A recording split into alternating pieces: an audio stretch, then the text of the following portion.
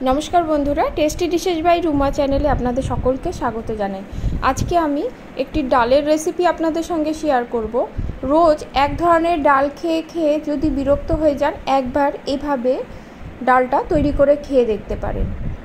जेमन पुष्टिगुणे भरपुर तेमनि किन्तु सुस्वादु हय। रान्नाटी करार जोन्नो आमी एखाने तीन रकमेर डाल नियेछि छोलार डाल, अरहर डाल एबं मुसुर डाल। प्रथमे डालटा आमी भिजिए राखबो, मोटामुटी आधा घंटार मतो आमी भिजिए रेखेछि। तारपरे सब डाल एकसंगे करे निये भालो करे धुए नेब।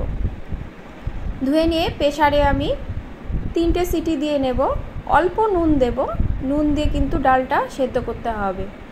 3টে सीटी दिए प्रेसारटा साथे साथे खुले देब और एर मध्य दिए देब किछुटा आदा कुचि। डालटा आमार सेদ্ধ हये गेছে, एकटु गोटा गोटा रेखेई किन्तु डालटा सेদ্ধ करते हबे।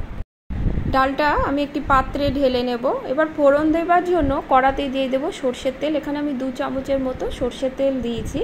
আপনারা চাইলে এই ডালটা কিন্তু ঘিতে করতে পারেন, ঘিতে করলে ফ্লেভারটা কিন্তু খুব ভালো আসে।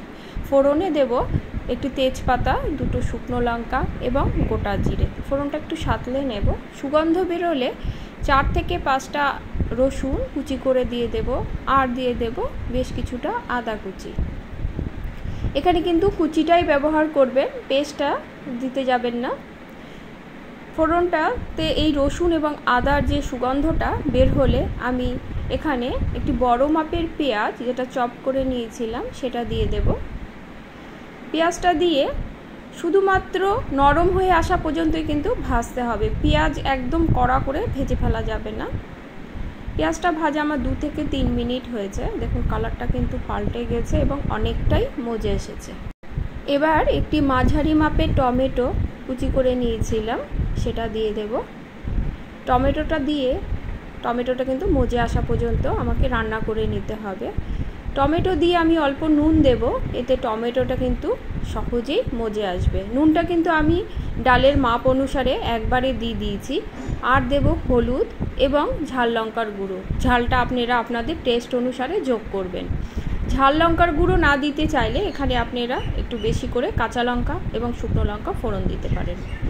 নুন হলুদ দিয়ে টমেটো পেঁয়াজটা আমি মিনিট 2 মতো কষিয়ে নিয়েছি। টমেটোটাও বেশ মজে এসেছে। এবার আরও কিছু মশলা যোগ করব। দিয়ে দেব হাফ চামচ জিরে গুঁড়ো এবং হাফ চামচ ধনে গুঁড়ো। জিরে এবং ধনে গুঁড়োটা আরও মিনিট খানেকের মতো কষিয়ে নেব। বেশ কিছুটা কাসুরি মেথি এর মধ্যে ক্রাশ করে দেব। কাসুরি মেথিটা কিন্তু আমি শুকনো খোলায় হালকা রোস্ট করে নিয়েছিলাম। কাসুরি মেথিটা একটু রোস্ট করে দিলে এর ফ্লেভারটা কিন্তু খুব ভালো আসে। মশলাটা আমার কষানো হয়ে গেছে। এবার সেদ্ধ করে রাখা ডালটা আমি এর মধ্যে দিয়ে দেব। ডালটা সেদ্ধর সময় মাথায় রাখবেন ডালটা যেন একটু গোটা থাকে, বিশেষ করে ছোলার ডালটা যেন গোটাই থাকে। ডালটা দিয়ে ডালটা বয়েল আসা পর্যন্ত আমি অপেক্ষা করব। আজকের এই ডালের রেসিপিটি আপনাদের যদি ভালো লেগে থাকে লাইক কমেন্ট করবেন এবং সাবস্ক্রাইব করে পাশে থাকবেন এই অনুরোধ রাখছি। ডালটা আমার বয়েল চলে এসেছে। এবার আমি এর মধ্যে দিয়ে দেব অল্প পরিমাণে চিনি।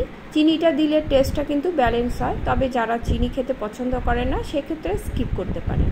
ঝালের জন্য 2টো কাঁচা লঙ্কা চিড়ে যোগ করব। ঝালটা কিন্তু আপনারা আপনাদের মতো টেস্ট অনুসারে যোগ করবেন।